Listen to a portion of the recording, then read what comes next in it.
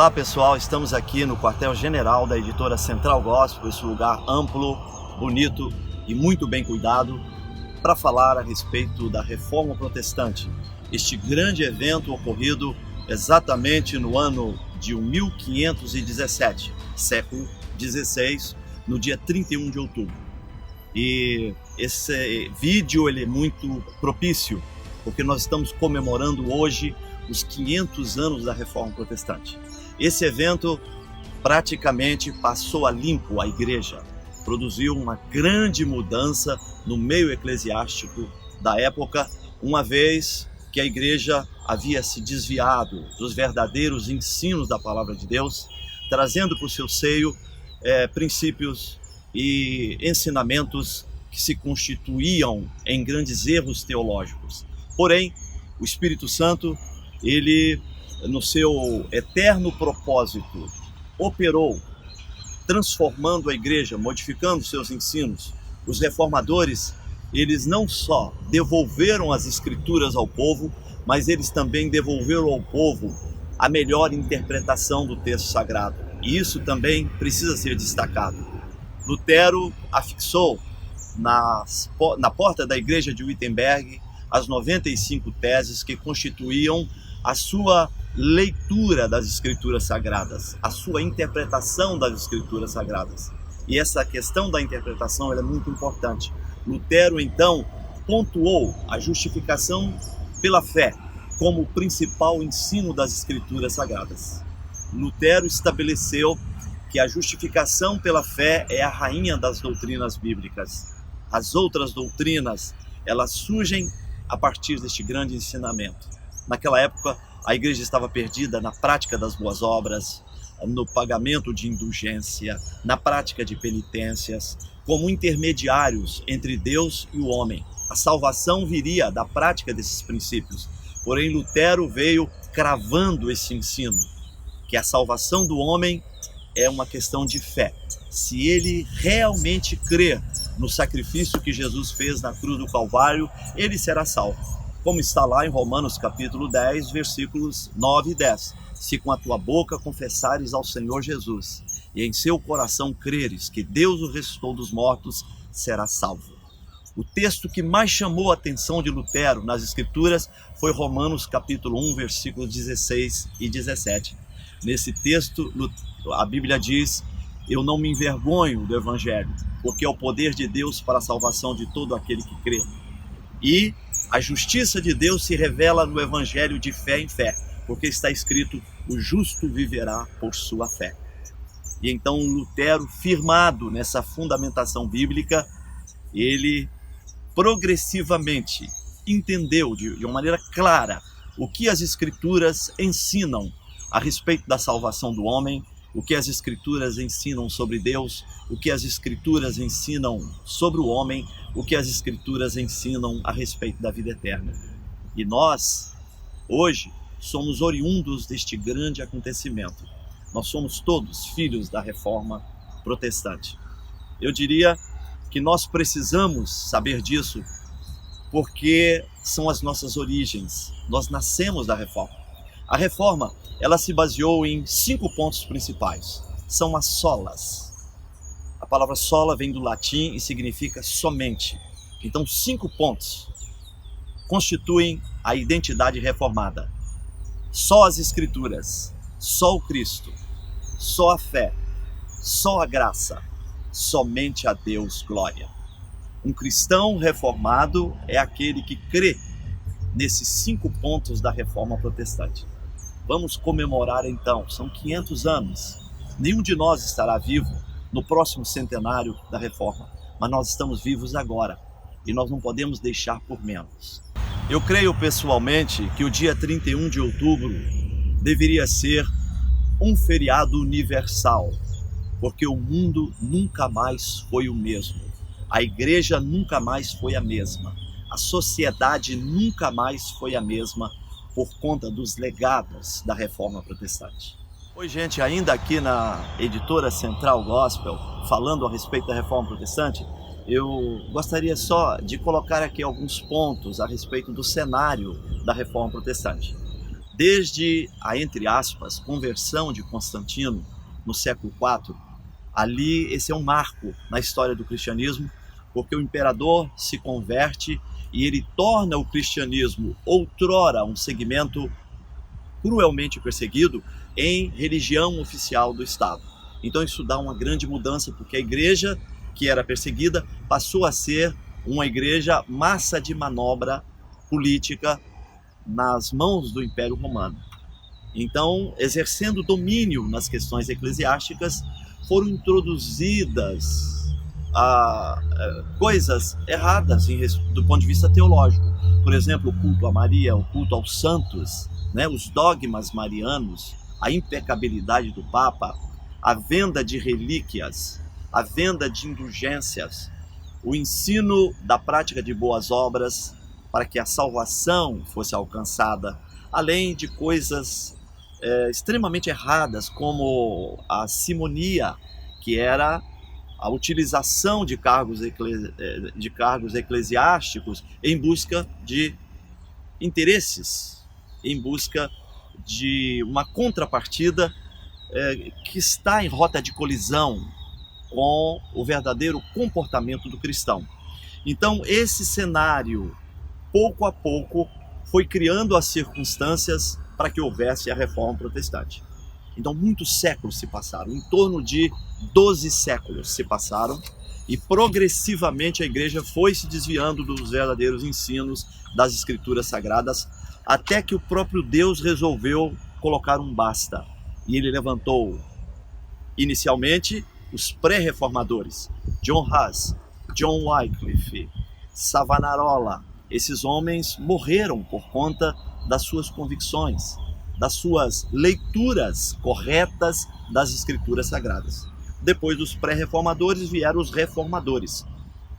E muitos nomes nós poderíamos destacar aqui, mas principalmente o de Lutero, Calvino e Zwinglio. Então Lutero foi o representante alemão da Reforma Protestante. Zwinglio foi o representante suíço da Reforma Protestante. E João Calvino, o representante francês da Reforma Protestante. Lutero é visto como o grande profeta da Reforma. E Calvino é visto como o organizador, o sistematizador. Ele escreveu as Institutas da Religião Cristã e ele tinha apenas 26 anos de idade.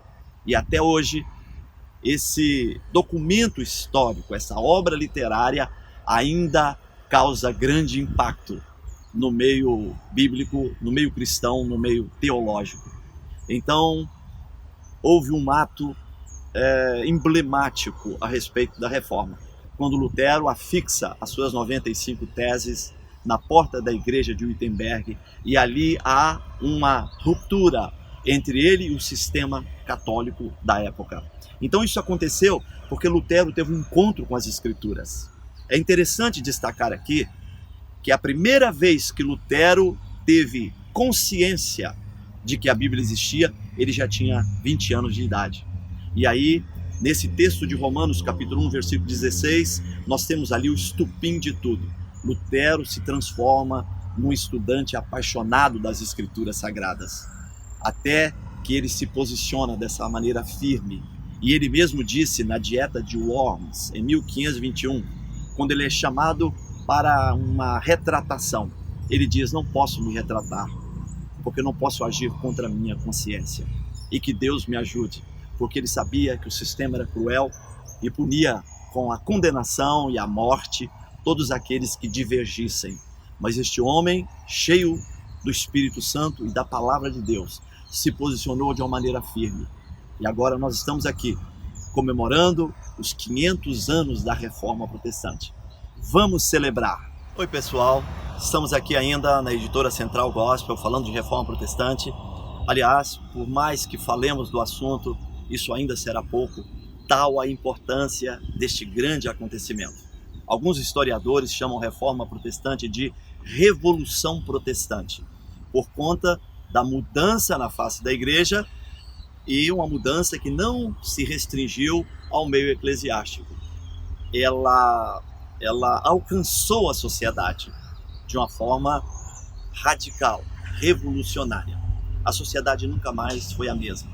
O modelo político dos reformadores influenciou o mundo secular. Os reformadores, eles vieram devolvendo ao povo a igreja, que estava na mão do clero da Igreja Católica Romana. E aí eles implantam um modelo democrático, descentralizado, de administração eclesiástica. E os príncipes da época, notando como aquele modelo funcionava, eles imprimiram na sua forma de administração pública o modelo democrático implantado pelos reformadores. Então era a teologia influenciando o meio político. Era a voz profética dos reformadores ecoando no seu meio social. A democracia é um legado da Reforma Protestante, criada lá no século III a.C., na Grécia Antiga, mas incorporada ao trabalho dos reformadores, e assim a sociedade como um todo foi influenciada. Nós podemos citar aqui também a questão do ensino gratuito, ensino público, gratuito e obrigatório. É um legado da Reforma Protestante. Os reformadores eram homens que amavam a educação. Eles entendiam que o ser humano e as instituições, elas só podem se desenvolver a partir da educação. Só a educação pode promover o homem. E aí eles estabelecem um ensino desde as séries iniciais até a universidade. Grandes universidades no mundo, como a de Genebra e várias universidades nos Estados Unidos, foram fundadas pelo movimento reformador. O conceito de Estado laico também é um legado da Reforma Protestante, ou seja, a separação entre religião e Estado. E isso possibilitou o entendimento dos direitos civis, das liberdades de se cultuar, a liberdade de se crer, a liberdade de se cultuar sem sofrer qualquer tipo de retaliação. Conceito de Estado laico, grande legado da Reforma Protestante, que tem abençoado as nações, os povos do mundo inteiro. Reforma Protestante, então, é um grande evento, nós não podemos esquecer disso e comemorar com todas as nossas forças, comemorar efusivamente. Deus te abençoe. Oi, gente, ainda falando a respeito dos legados da Reforma Protestante, além de ter afetado o meio político de uma maneira decisiva e a igreja tornar-se um parâmetro, a igreja tornar-se uma referência, inclusive para o modelo de administração pública das cidades e dos países, a reforma ela afetou a economia dos povos. Até ali era praticada a economia de subsistência. As pessoas cultivavam apenas para o seu consumo familiar. E o trabalho não era muito bem visto naquela época. O trabalho era algo restrito às classes subalternas. Os príncipes e os nobres, eles não trabalhavam naquilo que não queriam fazer. O crescimento financeiro também não era muito bem visto. Ele era confundido com ganância, com usura. Porém, os reformadores vieram resgatando a dignidade do trabalho e mostrando a importância do crescimento financeiro. Eles entendiam que o trabalho agradava a Deus e que a prosperidade na área financeira também agradava a Deus, porque trazia conforto, dignidade e segurança para as famílias. Então as pessoas deixaram de praticar a economia só para o seu consumo pessoal e familiar. Eles começaram a produzir excedentes. E aí entra um novo momento. O homem deixa de ser estritamente um ser agricultor. E aí ele assimila o comércio. Surge a classe burguesa, odiada pelos católicos, pelo clero da Igreja Romana daquela época. Porém, os comerciantes, esse novo segmento que surge da reforma, eles aderem ao movimento reformista. E aí esse conceito de trabalhar e de produzir em excedente passa a fazer parte das igrejas, além das igrejas reformadas, passa a fazer parte da maneira de viver em sociedade. E aí surge a circulação da moeda, surge o conceito de poupança, caderneta de poupança, e surge o sistema capitalista. Não exatamente o capitalismo praticado em algumas nações na sociedade atual, porque este é o capitalismo selvagem. Era um capitalismo muito humanitário, onde um fiel que tivesse bens deste mundo, ele não poderia deixar que o seu irmão padecesse necessidades, como está registrado nas Escrituras Sagradas. Então houve uma grande mudança na economia dos povos, mas também houve mudança nas ciências. Até ali, o ser humano lia tudo pela ótica da religiosidade, e eles explicavam os fenômenos sociais, os fenômenos da natureza, pelo viés religioso. Porém, os reformadores vieram promovendo a busca do saber científico. Universidades foram abertas e a sociedade de então passou por uma grande mudança. Todo ser humano estava interessado na busca do conhecimento. E a Bíblia diz que a falta de conhecimento destrói a pessoa, limita a pessoa nas suas potencialidades. É isso que disse o profeta Oséias. O meu povo está sendo destruído porque lhes falta conhecimento. Mas os reformadores vieram atentos a esta passagem bíblica e promoveram a ciência como meio principal de explicação dos fenômenos da sociedade e dos fenômenos da natureza. Universidades foram abertas. Eu acredito que hoje em dia nós não podemos abrir mão desse legado da reforma. A busca do conhecimento, a busca do desenvolvimento por intermédio da educação, porque a educação promove o ser humano. A busca do conhecimento científico. E não há nenhuma contradição entre Bíblia e ciência, embora a Bíblia não seja um livro de ciência e a ciência também não deve pretender assimilar o viés religioso, mas a total harmonia entre Bíblia e ciência. E como pessoas que receberam o legado da Reforma Protestante, nós precisamos também valorizar o crescimento pessoal, o crescimento das instituições por intermédio do saber científico.